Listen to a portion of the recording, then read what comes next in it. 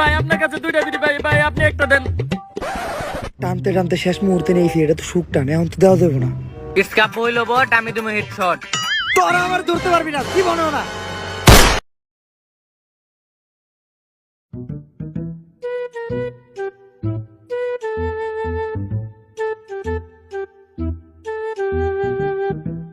কি কইছে আমি সিগারেট খাই, আর আমি সিগারেট খাই না, আমার বাপেও সিগারেট খায় না।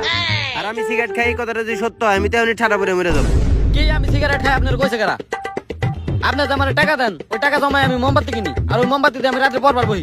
আর আপনার কাছে যে কইছে আমি সিগারেট খাই, তার খেতে ফেলে পিছন মারা তুমি মানুষের সামনে আমার মুখ দেখা পারবো না। আর শুনেন, এটা কিন্তু আমি বকা দেয় নাই। এসব উল্টা পাল্টা কথা বলে খালি চর দিমু।